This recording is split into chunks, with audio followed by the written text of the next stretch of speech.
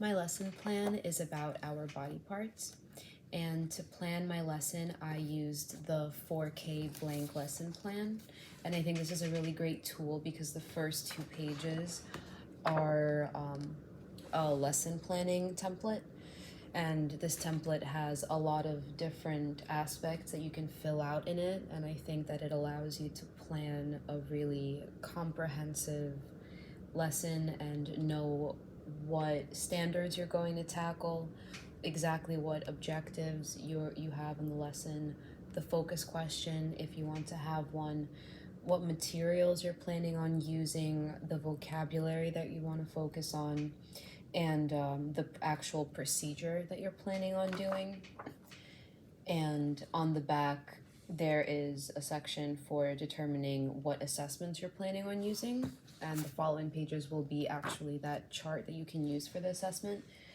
There's a section for differentiation, so you can add details about children who need additional support and about students who are ready to be challenged.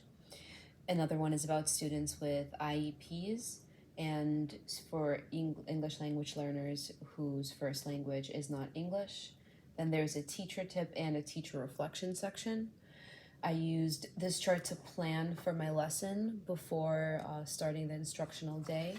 I used this section, teacher's reflection, right after circle time before we went into center time and the activity that I will be assessing, to make marks and comments about certain students' behaviors or skills that they exhibited or a lack of skills that they exhibited that I was able to observe during this activity to help me plan better for when we group for the center time activity, which in this case is coloring our rainbow baby. So the procedure for our actual lesson plan is we would first gather for circle time and look at the body part diagram that I have ready for my students.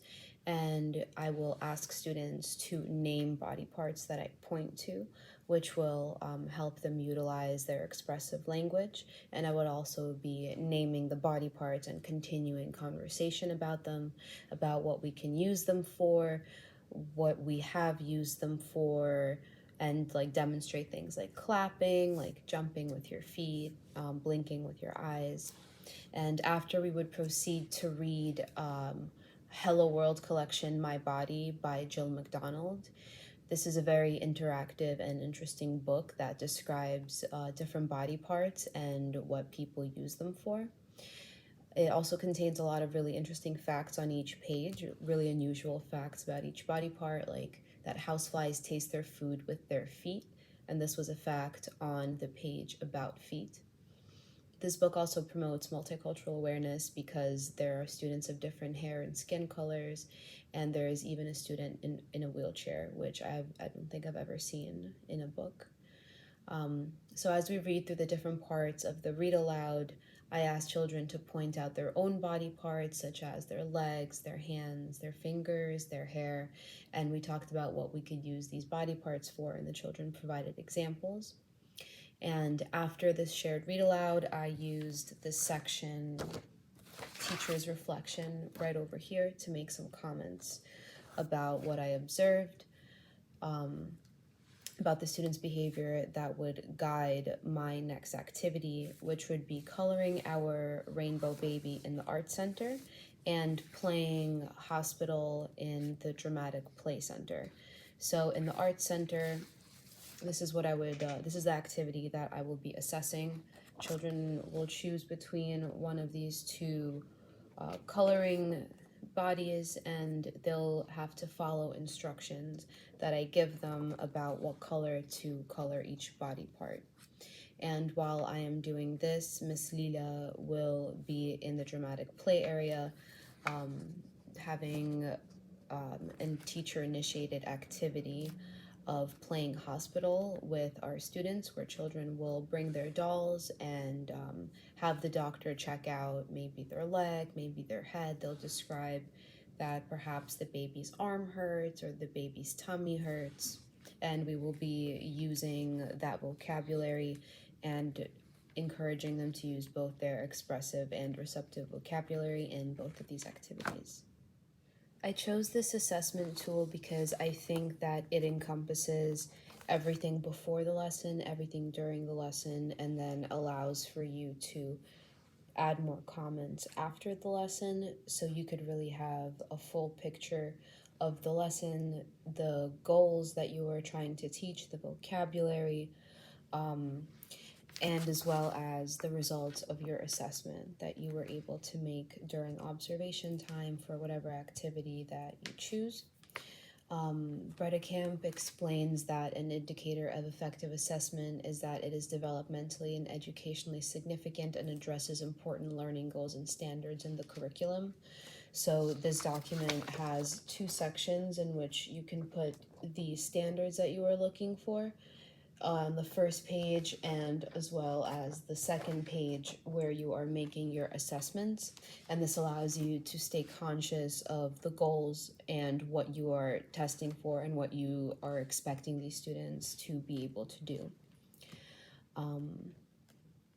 Another great thing about this assessment form is that it's very versatile.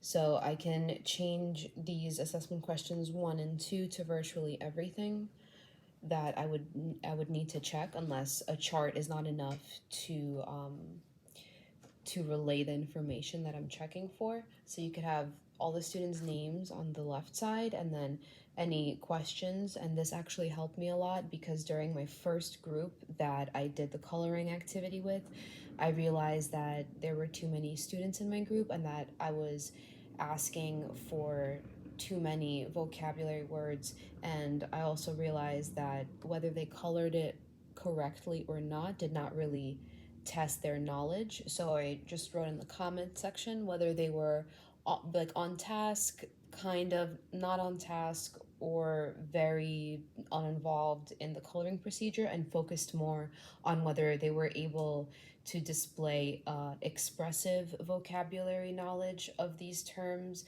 by naming their body parts and the body parts on the coloring sheet, and whether they were able to point them out. And Bredekamp explains that the best type of assessment is something that is not done separately from the curriculum, but is rather embedded in the actual activity. And she mentioned this in chapter 11. And this allows me to make marks while the students are working and while we are talking. So this isn't presented as, a test or a quiz. This is presented as a coloring activity during which I have an opportunity to make my observations. Bredekamp also explains that eliciting children's responses through questioning and conversation is an efficient method of gathering information about the students without having to wait for these behaviors and responses to occur spontaneously. And that this questioning method and eliciting responses method allows me to directly find out if students know these vocabulary words, these literacy terms, or if they do not. And finally, Bredekamp says that effective assessment uses evidence to understand and improve learning, individualize instruction, and adapt the curriculum. All the information that I gathered from my circle time, I was able to use for my center time activities, which I found really useful. And also all the observations I made during the coloring activity gave me a broader picture of which words students were struggling with and what I need to work on, maybe what potential activities could engage certain students more, especially certain students, like we have one that is nonverbal, and another few students actually, that don't speak English almost at all. So I think this tool has been very helpful for both planning, for assessing, and for individualizing instruction after I made my observations.